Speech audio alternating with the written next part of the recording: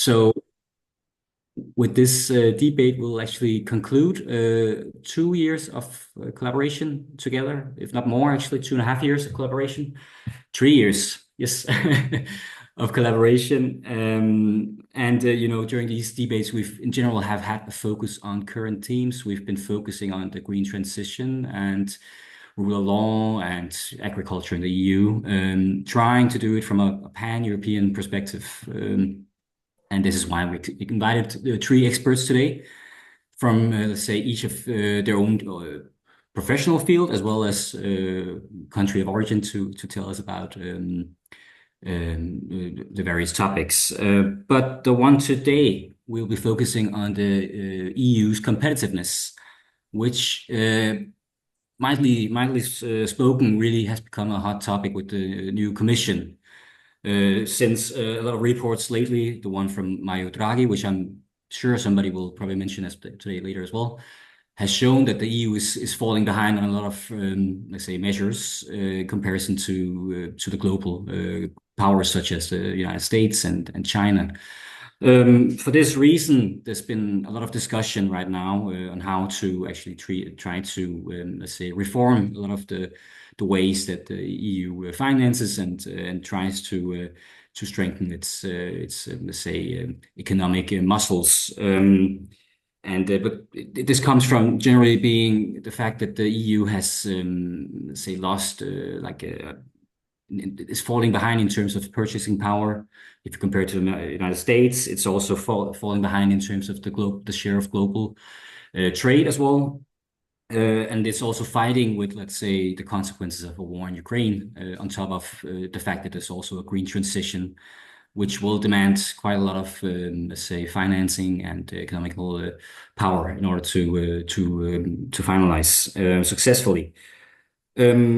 So, and on top of this, you could say the EU is also fighting with the consequences of a aging population, and is apparently also less has a smaller capacity to actually create technological innovation compared to, let's say, the United States. And let's say many of these, let's say, the situation is not to do with some conscious policies from the EU side, which it seems like is being reevaluated right now. But to tell us about this topic, we've invited, as mentioned, three experts. The first one talk to us today is Derek Beach from Aarhus University, who's like I say, expert with a wide expertise, but also focusing on European integration and electoral behavior. The next one coming on is Vedrana Preplicevic, she's a lecturer at the Zagreb School of Economics, focusing on economics and macroeconomics. And the last one is Bart Wees he's a policy officer from the European Cooperation in Science and Technology, who will be telling us about the research and innovation part of this discussion here. The first one to go on will be Derek, and after the three let's say presentations, we will have a Q&A session from, let's be realistic, probably 135, where the floor will be open for questions from you. I will also have some questions, obviously, and you're welcome to write question, as mentioned before. But let's get on with it. Here you go, Derek. All right, thanks. And I've chosen to focus on defense as because I'm a political scientist, and there's lots of politics involved here. I'm not an economist, but I of course know a bit about economic affairs. But in particular, I've been starting to do research on this kind of the field of let's say the EU defense industry, and it's interesting because it's this is borrowed from a nice Bruegel report. Defense policy kind of sits, or defense industrial policy. Of course, the EU cannot be a defense actor like NATO. That's prohibited. But there is the possibility of acting in a way that supplements both national and then, for example, NATO commitments. But so what it is, it's a combination of both, we say, more traditional security and defense policies, but there's also a very large industrial policy component. And if you get down to the bottom, I would say defense industrial policy has then a kind of a dual function role. We're talking um, both about kind of more security concerns, deterrence, enabling the EU to, for example, support Ukraine, or EU member states militarily supporting Ukraine, but also on the other side, kind of more traditional industrial policy, jobs, innovation, growth. There's about 500,000 people directly employed in the defense industry in the EU. So it's a significant area. It's also an area where there's significant amount of spending from government side. And of course, that's also this is not, we're not talking about a private actors buying tanks. We're talking about countries, but both within the EU. There's significant defense spending. The EU is the second or third largest, kind of the member states collectively defense spender in the world. But there's also a significant export of EU weapons, defense products produced in Europe. And you say, so what are their common interests? We have challenges. I would say maybe more. The Commission has told us that von der Leyen has talked about increasing defense capacities by and this might require spending along the lines of 500 billion euros in the next 5 years. Of course, the big question is where that money's going to come from. We have countries like Germany with a debt break. We have other countries like Spain or Italy that have difficulties in going to bond markets. At the same time, we want to tendencies, in particular, kind of in the era of Trump 2.0, some of the dependencies on the United States and buying U.S. equipment, and of course maybe moving more of that to the EU. 78% of the equipment, and this was there was for the last kind of year that we have on record, 78% was imported, 63% from the US. Those are figures from the Draghi report. The problems, or what we're facing, is we have a very fragmented and non-competitive industry. Here's from the Draghi report, the number of small companies, often kind of national champions in Europe versus a much more consolidated market in the United States, or producers, which of course enables these companies to also have economies of scale. There's also a lack of standardization and interoperability.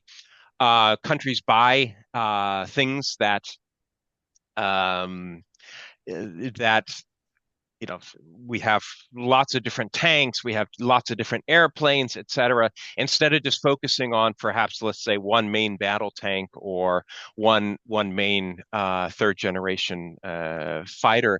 And the result is of these kind of fragmentation, a lack of standardization, is that things are just a lot more expensive. This is from the Bruegel report, where you can see kind of the most advanced battle tank. For example, when Germany buys one, it costs 29 uh, uh, million euros per tank, whereas in the United States, the same qualities available for about 17 million. Um, and so here, Germany, of course, buys German tanks, but that's a waste of money. And we could do it a lot better. Also, things like, not to go into, but like howitzers, the artillery. We produce a lot of different things in Europe, but the costs. So this is both comparing the costs and of production, and then the amount being produced. We're simply producing very few that are very expensive. And this is kind of across all different types of weapon systems. There's a lack of collaboration between member states, which is kind of goes back into the reasons why we have fragmentation and lack of standardization. National governments, their defense ministries, they like to buy equipment from people they know. It's often there is a lot of kind of I wouldn't say corruption, but nepotism, or kind of where we do things the way we typically do. It's very kind of standard operating procedures, but that also means that they often spend a lot more money than they should. Um, or they buy national, which of course is a much more political. Another problem kind of related to this is there's very low research and development spending on defense. If we look across EU countries, in the EU, it was about 4%, whereas in the United States, it's about 16% of of um, of of spending, defense spending goes to research and development, simply meaning that our products are not as innovative in Europe. And then there's, in general, a lack of access to finance, both public and private.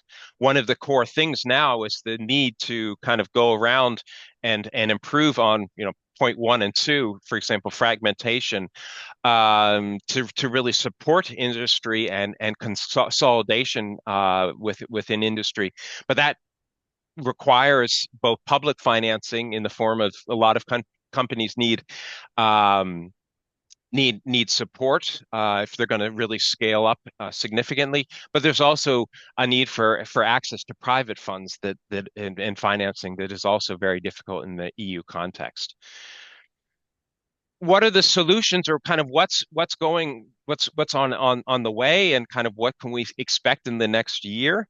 Well, the one is increased investment. We've already seen that the European Council has approved allowing the EIB, the European Investment Bank, to be more willing to fund defense projects.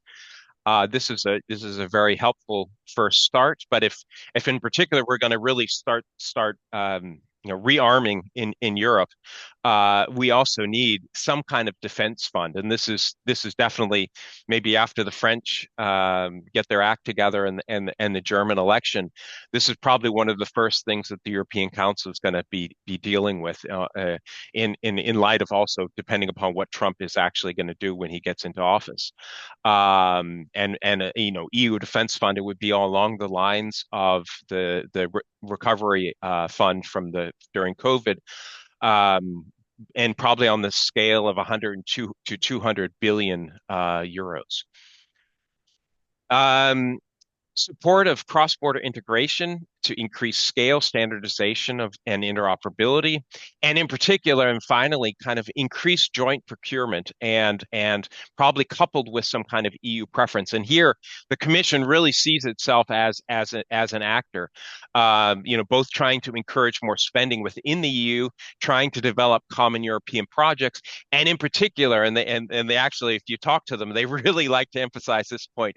They'd say, well, we're actually pretty good at joint procurement. Of course, we don't know defense issues per se, but we're a lot more effective in managing these kind of things than, for example, NATO as an institution. So here, this would be a very obvious and kind of low-hanging fruit that the Commission really hopes to grow into. So what's kind of planned in the next 5 years is significantly more spending. It would be spending within Europe. We would really be trying to focus on developing the competitiveness of the European defense industry, but also through a lot of this support. So it is also a very state-led type of investment, which of course differs from what we might be talking about when we're talking about other areas of the economy.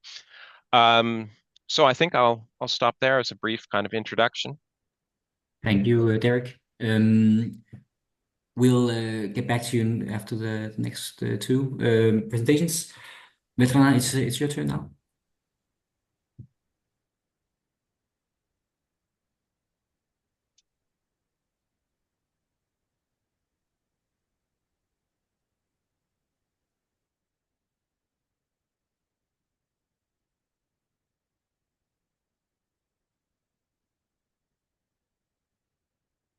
Can you see it? And We can see it and we can hear you, so everything's good. okay.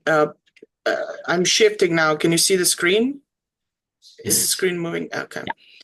So, thank you very much for inviting me. It's a great honor to be here, especially as I come from the newest member of the EU. I also come from a private institution. So Zagreb School of Economics is a top business school in Croatia. And many of the risks that are now being pointed out and that Europe is preparing for, we had to calculate into both our programs, our finances, quite a few years back. And we're glad that EU has finally, as a very probably one of the most important democratic entities in the world, decided that this is the time to act. My presentation is on the perspective of new member states and how they can contribute here. And I thank Professor Beach for this fantastic introduction.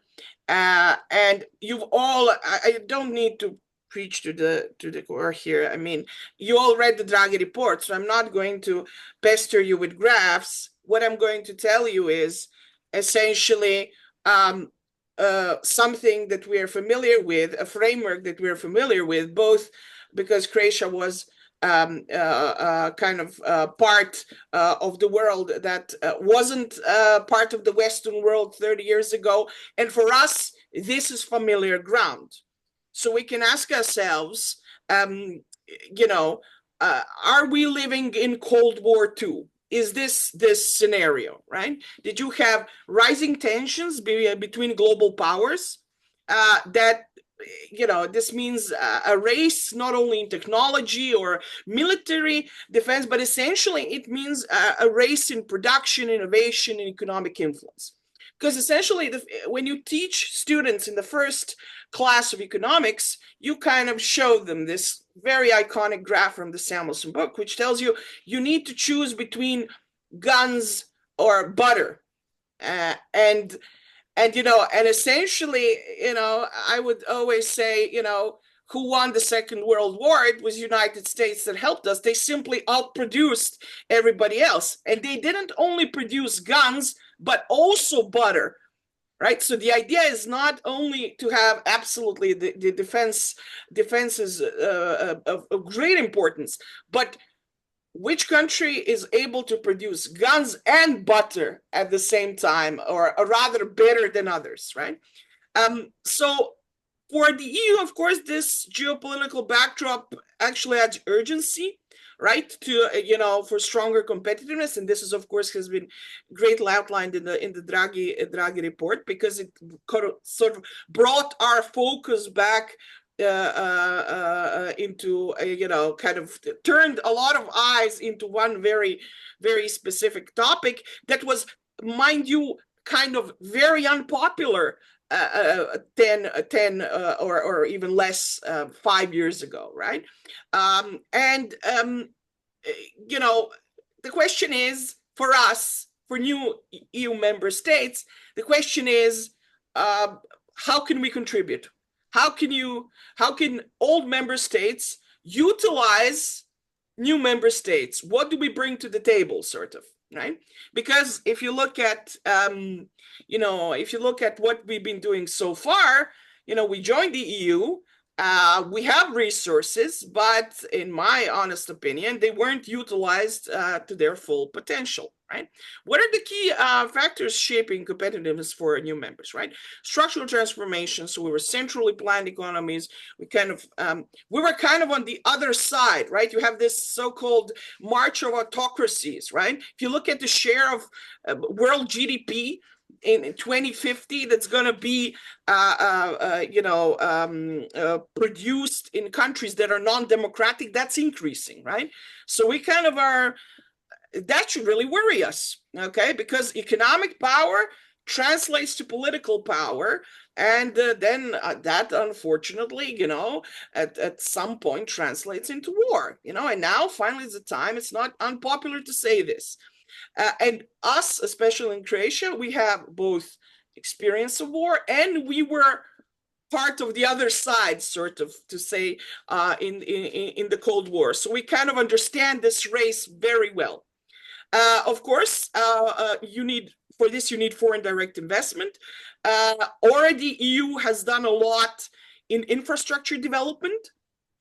So you kind of have this cohesion funds that have been utilized to kind of bridge the gap in infrastructure between new and old member states.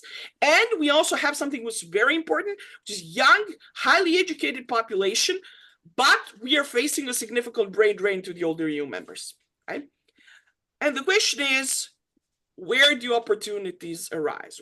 First, we need to leverage cohesion funds for growth and innovation. So kind of, how do we get new member states to participate more in horizon projects, right? How do we kind of put ourselves at disposal for taking part in this new initiative? For instance, AI factories. How do we utilize the resources of Croatia, Bulgaria, Romania? Of course, Poland is here an example what can be done, even a sort of a lighthouse. We all look up to Poland, right? And then, of course, there's geopolitical positioning, right? So we are close to non-EU markets, which offers trade expansion potential. And then again, we are indeed the only place where you can easily nearshore. If we are making supply chains not as long, like shorter, it only makes sense that we are your first candidates to do this, right? And of course, last but not least, and probably most important, we actually have potential for digital leapfrogging, because we can adopt cutting edge technology, because we don't have legacy system constraints, because we didn't have anything in the past. We can quickly build something without much institutional memory to be tackling, right? Bureaucracy, memory, some political ideas that are remnants of some times bygone. We have a clean slate. What are the main challenges? Of course, institutional weaknesses, corruption, inefficiencies in public administration. You all know that. Brain drain, demographic decline. And of course, the dependence on EU funds. If you look at the last 2 years, Croatia, for instance, has had marvelous economic growth. And I always point out in the Croatian public, well, these are great numbers, and politicians really like to talk about them. This is indeed on the exhaust. We are kind of running on the exhaust vents of the EU funds. Croatia was the single highest recipient of money from the Next Gen fund, right? I mean, we were the ones that had most per capita, and the question is, we have this vivid discussion in Croatia. What is our fate? Is our fate to become the new Ireland, or is our fate to become Portugal and enjoy basking in the sun? But from an economic standpoint, this can be considered secular stagnation, right? So a lot of Eastern Europe is asking themselves, and Central and Eastern Europe, okay, so what is the path forward? What do you want us to do? Okay, so bottom line is, what are the policy suggestions? Strengthen institutions and reduce bureaucratic inefficiencies. Develop regional innovation hubs. For instance, teaming for excellence, right? This is something that can be used under the Horizon umbrella to kind of really bridge top institutions in Western Europe with their East Europe counterparts, and kind of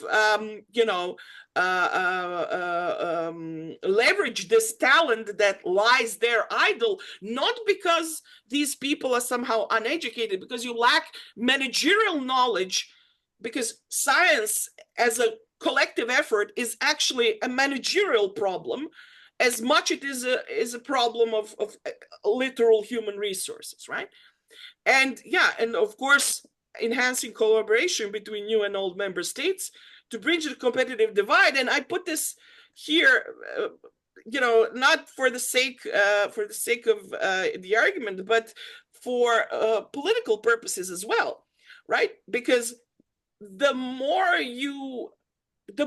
the EU member states that are new feel left out of this big picture, the more they will be susceptible to other influences, right? Because if EU is working for them, we are taking part in the digital transformation. We are part of the AI revolution. We have no reason to desire to be close, to have Europe in our hearts and nothing else. And this is, I think, super important in age of misinformation, in age of using digital tools to interfere in democratic processes. And yes, and this this is kind of a call to action. Have us in mind, don't forget us, because we have resources that you essentially need, right? So we kind of have to, take into account our unique historical, economic, and geopolitical context, especially in the case of Eastern Europe, because we were already part of an idea that didn't work. And we have at least some working knowledge in our collective memory of, kind of working towards a larger goal than ourselves, and working and competing against something. And in this case, it's very nice that I was making this presentation. I was just finishing this presentation as the professor was finishing his last word, and I just added this quote. I think that it's very fitting. If you don't know Latin, is like, you should love peace, but you should prepare for war. Thank you. Thank you with those words. And it's your turn, Bart.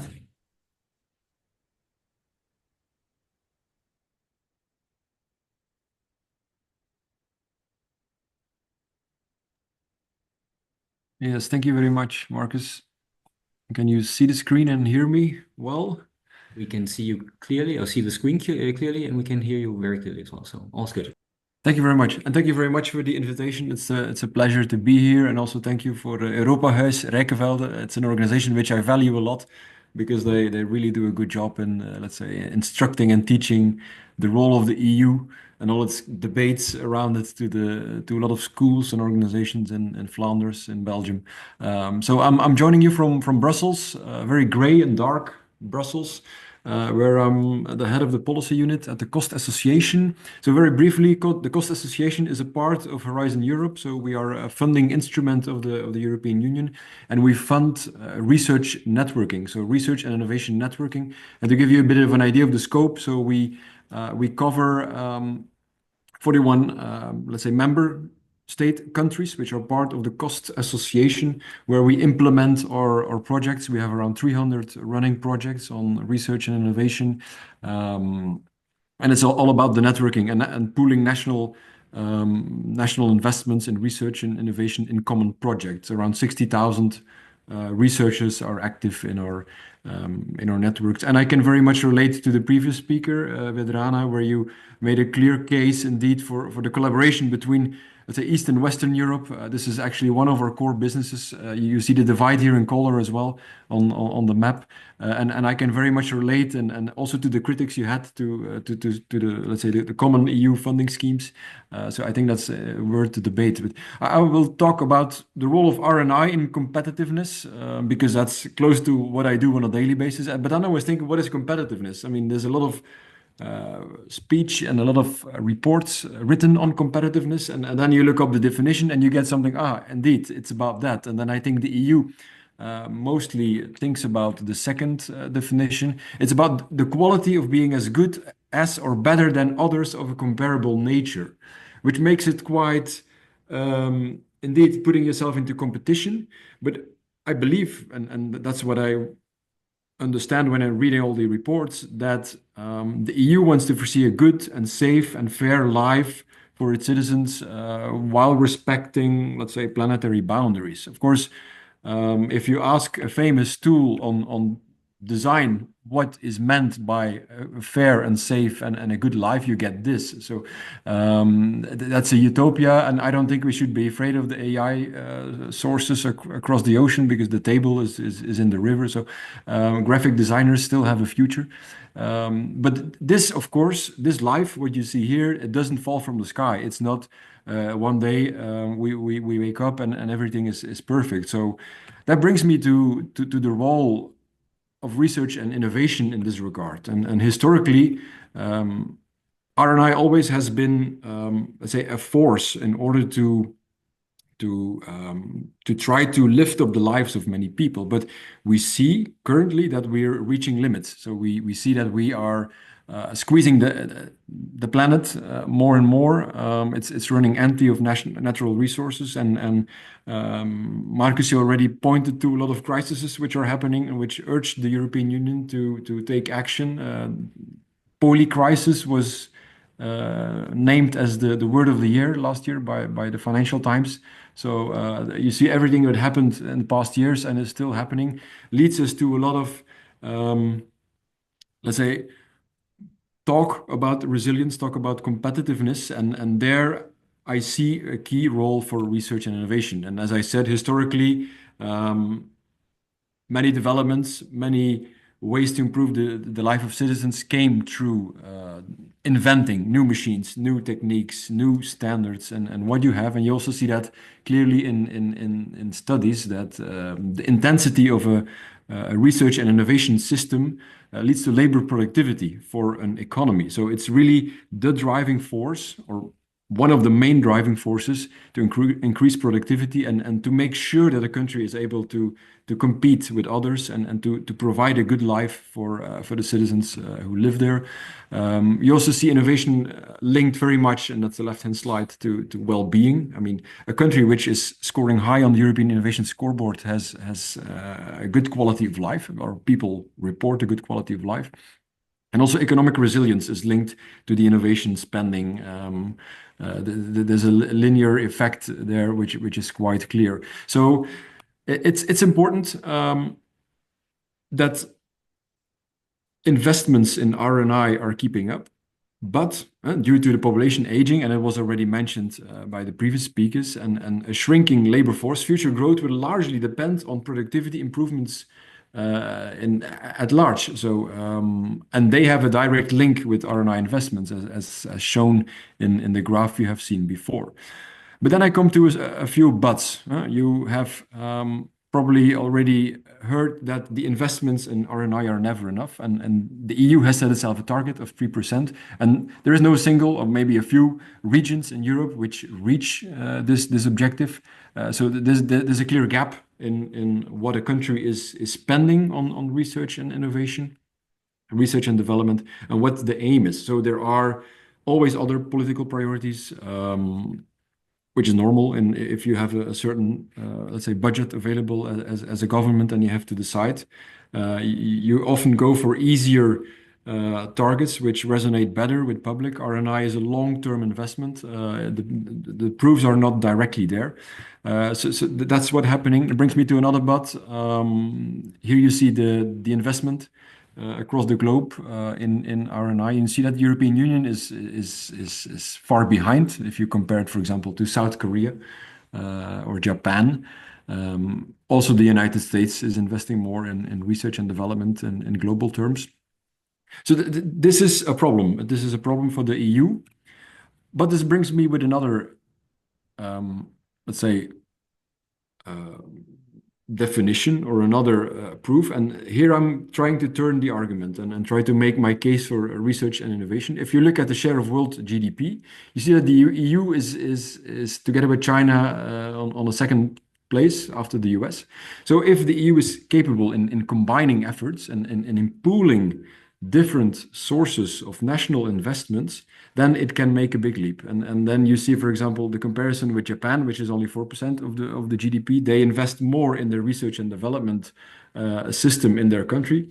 But compared to what the EU can do and should do, it's almost negligible. So there is a big understanding that the EU should pool its resources, and it's also doing that. It's also doing that with the framework program for research and innovation. It's now called Horizon Europe. The previous one was called Horizon 2020. Then you go back to FP7. So since the 80s, the EU is pooling resources and putting together, let's say, collaborative ideas, approaches in order to advance the R&I investments and capacities of the European countries. And this is normal because if you think about the global challenges of today, it's a facilitated and coordinated approach which will be needed. The EU is crucial in the area of research and innovation because it pools all kind of different sources, all kind of different talents together in order to cope with solutions which cannot be dealt with a country alone. So this ecosystem of R&I, which is funded through the European Union, is a crucial aspect in keeping productivity and resilience of economies on top. So, and if you take a step back in a bit more detail, if you are familiar with scientific practice or not, you immediately understand this, because if you share knowledge within a common project, within a European project, which I think also your project is one, you get a common understanding of a problem.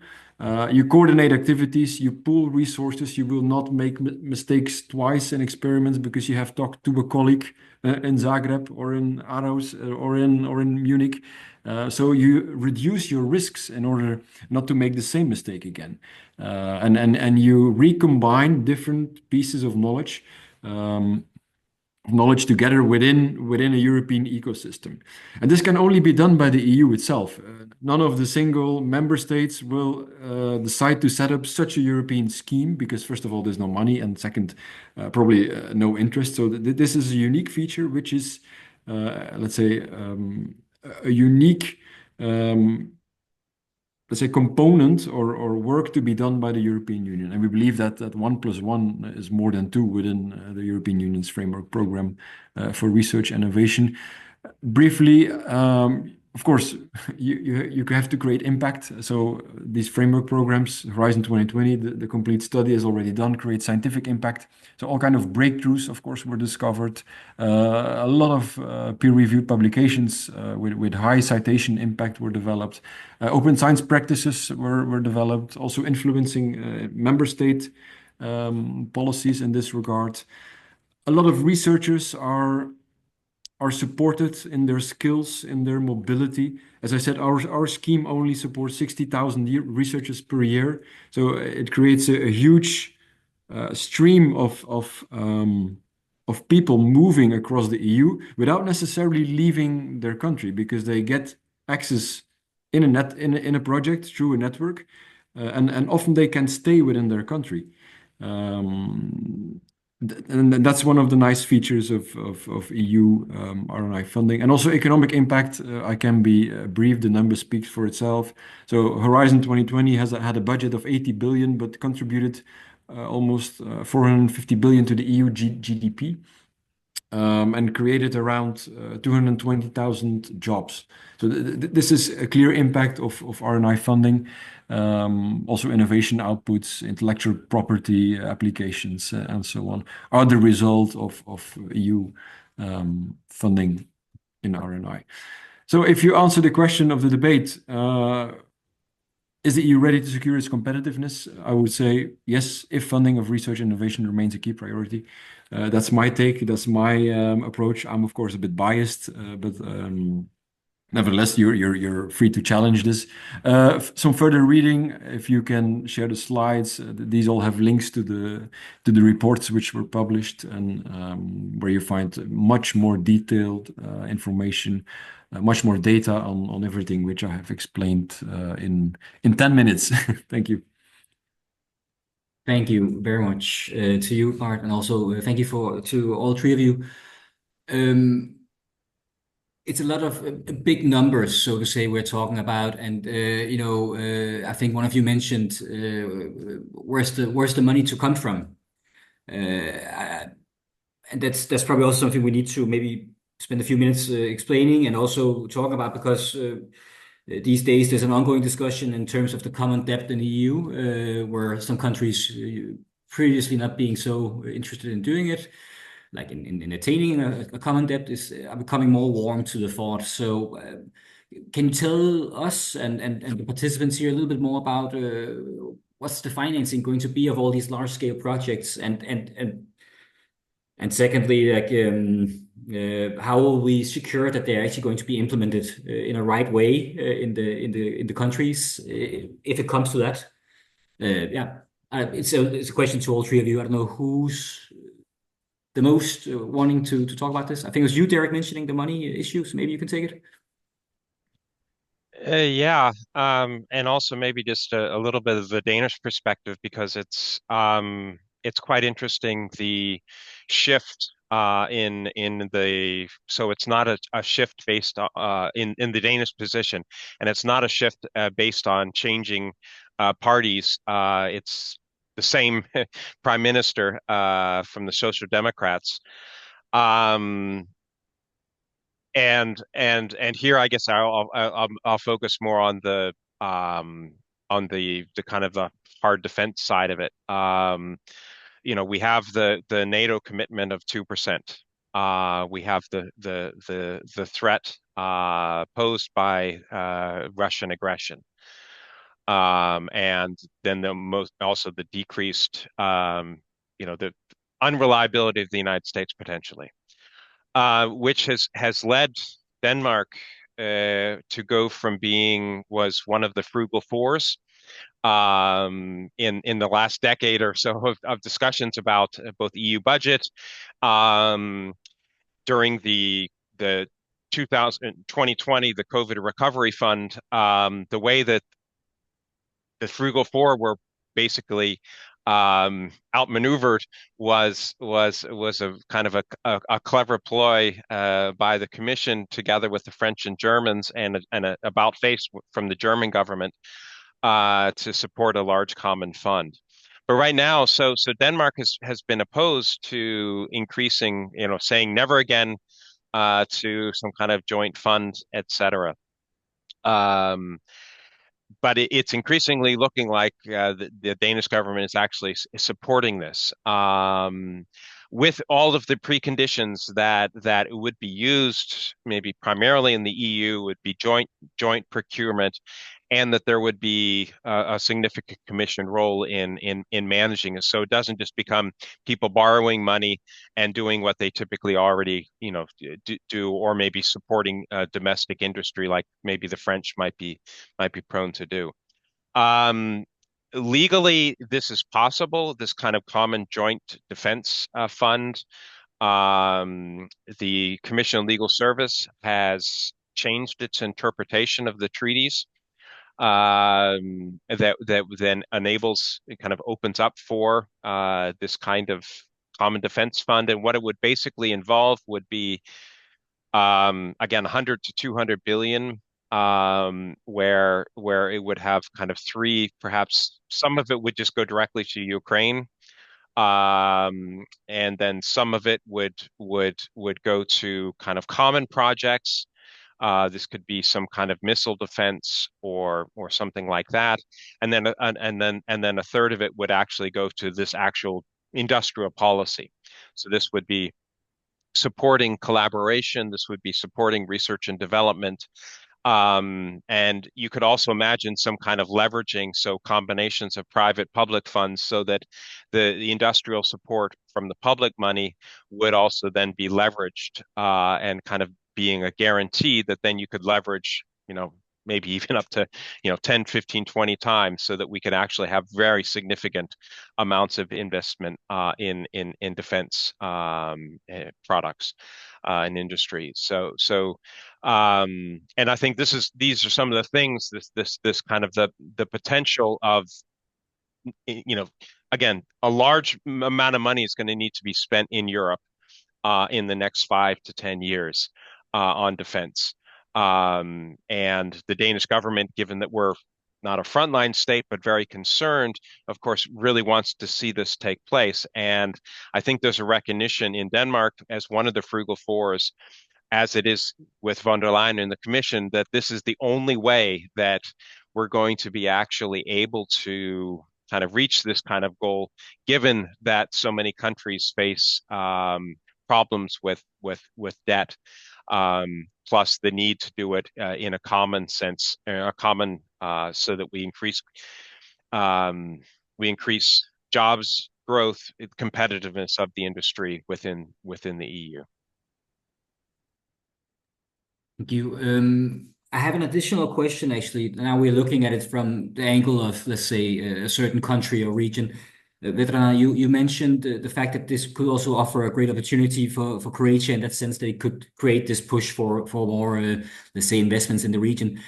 Would you see that there's some things the EU should learn from previous experiences, let's say the cohesion funds and so on? Are there things not to be done again, not to be repeated? And the same for Croatia. Are there things that to be learned from previous, like, let's say, investments in the region that you should stay away from or you should do again? Yeah. Thank you for that question. It's actually, it's great that the EU has done this. However, if you're going to win this game, you don't need only hardware, you need software. And you need to connect all of this together, right? Because what we have a problem in Croatia is that we build buildings, and this is all very nice. But for instance, there are very few institutions in Croatia that can apply for Horizon projects because of managerial problems. You have institutions with people with capabilities, but how the institution is managed and how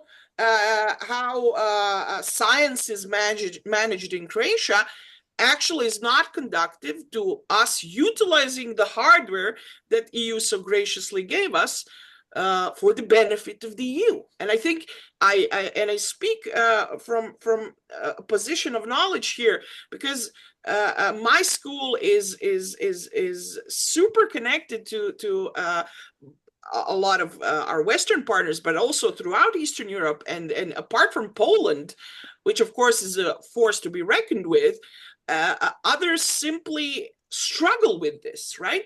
And I think that the EU could really kind of step up their game here and kind of, if nothing, teach us how this is done, right?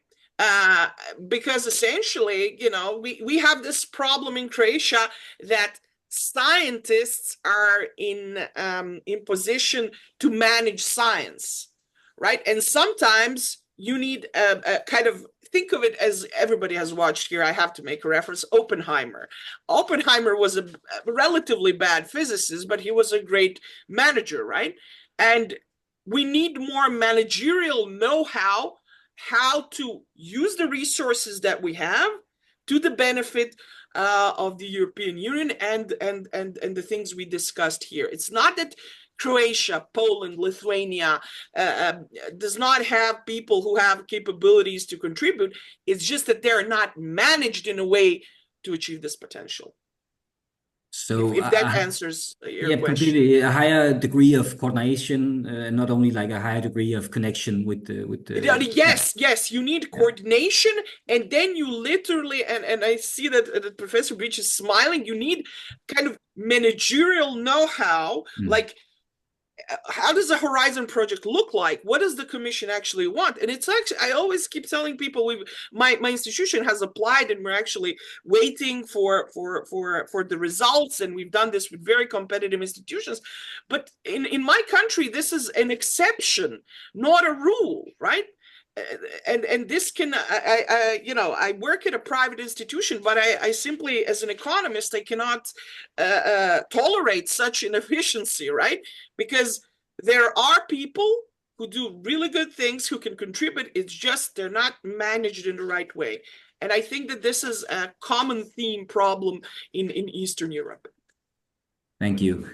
Before giving the next question, I'll just like to remind our audience that it's possible to ask a question. You write to Christian if you have a question, and I'd like to, let's say, look at things from a bit further afar, maybe. Let's say it like that, um, because when you look at you all mentioned the report from Draghi, and it really represents a big, let's say, change in the general policies of the EU in that sense that it proposes, let's say, a higher integration, but also a much more like a coordinated way of doing, let's say, investments in and also research and development you mentioned as well. Would you, let's say, looking a bit higher up from above, what will this mean for the new EU coming on the other side? About it seems like there's a big transformation on its way. I have difficulties personally evaluating to what extent it'll actually succeed in maybe changing. But can you tell us maybe a little bit like what change does, let's say, Draghi's report entail, and also what change in general does all these considerations about the EU entail? It's an open question to all three of you. Yeah, you're welcome, Bart. Yeah. Yeah, maybe I can take this one. In very concrete terms, what was on the table September, October, before the new European Commission took place, was an idea to transform the European Union budget, so the multi-financial framework, into a big competitiveness fund. So that's a fund where all of the instruments of the EU and the cohesion funding was mentioned, Horizon Europe, I talked about a bit, defense fund, everything would come in one big pot. And then, yeah, there would be a political steer to manage that money. Now it is managed mainly by program. For example, Horizon Europe is managed by the European Commission's Director General for Research and Innovation. And they take the main decisions, what happens. So, and if you follow the idea of a competitiveness fund, it has, of course, political value. It's understandable. It's easy to look at also from the outside. And the EU is steaming up, is gearing all its forces together. But this would, and now I take my role here in defending, let's say, the R&I specificities. It would leave a lot of the knowledge and know-how which is needed in blue sky research, for example, up to political decisions. So a lot of the things which happen now in a lot of European programs is let's say the blue sky research, which is not pre-descriptive and is not linked to defense or is not linked to competitiveness, but still needs to happen in order to advance the scientific, let's say, the scientific field. So these are debates which are currently happening. There was a lot of opposition already from the European Parliament on this proposal. Of course, now the Commission has taken office. We'll have to see how the new proposal of let's say the new financial framework looks like. This will come in normally just before summer. So now all stakeholder groups are preparing for battle as well in order to get their proposals into this general framework. This is done on the highest EU level. We'll see where it goes. But that's a bit my take on what is happening these days here when you link, let's say, the competitiveness discussions to the new budget of the EU, which will take off in 2028. And of course, linked to your first question, I mean, the EU has borrowed quite some money already to fund all the recovery funds, which have a valid cause, of course. But things will need to be paid back. That's how financial markets work. And we talk about, I think, 700 or 800 billion. And you have to know that the budget of the EU is now around 1,000 billion. So you have to then start thinking, where do we get the money? And you see political changes in many countries, a lot of EU opposition in many countries. So it's going to be an interesting time ahead here. Yes, Derek, you have something to add? Yeah, just supplementing. So Bart was talking about well, first the way that maybe EU spending is organized, but also just EU spending. So in some respects, kind of state-led financing to support competitiveness. And that might be one key component. The other key component is kind of the eternal thing that European leaders have been talking about for decades, and it's always the next project, and it's capital markets union, which is basically, we say, what does the United States have that Europe doesn't have, other than spending maybe more money on our research and development? There's also the question of actually access private, finance. So being able to raise funds if you're a startup.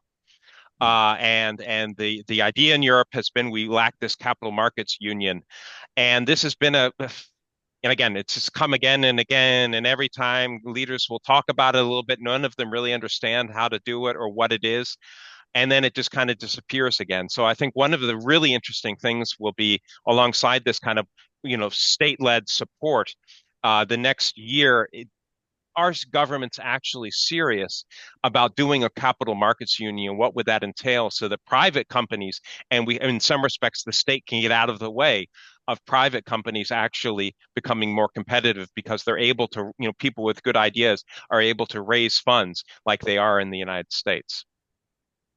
Thank you. We have a question, Christian. I think you can, yeah. Yeah, we have a question from Cecil Duker. As follows: big changes are needed to achieve sustainable development as soon as possible. How much EU investments do you see will go this way as compared to defense or other trajectories?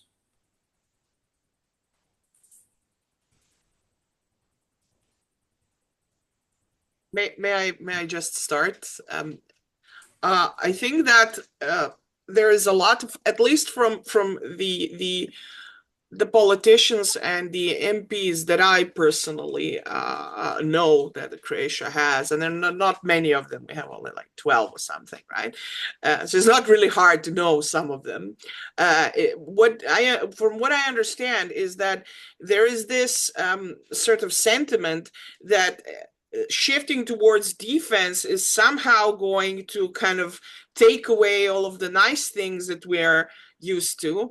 That somehow we will have to kind of switch to war economy, and then you don't get all of these nice things, which essentially make Europe, right? And we spent the last 5-10 years kind of figuring out what Europe is. It's a nice place to live. It's a place of democracy, and all of the values. They're not just words. They actually they exist. They live here. This is their natural habitat.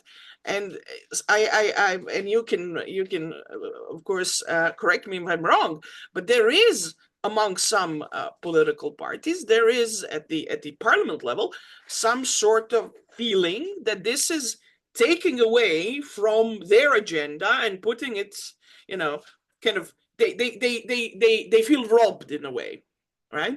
So and I think that this is a valid point, really a valid point. But the question is then, the reality kicks in, right? Ukraine kicks in, and then, since I also teach some game theory classes, and Professor Breach is again smiling, you have, I mean, everything is known in the defense strategy of Europe, and where the weak points are, and if we're going down that road, the life that we thought that we have, and the life that we elected politicians to bring to us, might not be feasible anymore, and it's going to be a wake-up call for a lot of people. The question is, of course, whether they want to be woken up or not. And I'm sorry if this sounds a bit crude for me, but I lived through a war, and I have very intimate experiences with it. And to be frank, I'd rather not go through it again if I don't have to, right? Okay, so I don't know if this is the kind of impression that you get as well, from what is, how do people perceive this Draghi report? Because this Draghi report was kind of, at least, I don't know, 70% of the MPs I talked to were the ones from Croatia. They were very like, okay, this is important, but what does this mean? Please interpret this for us, right? So maybe Bart can kind of, do you understand what I'm asking? What does this politically mean? Like, tell us, what are we doing now? Are you taking away our toys?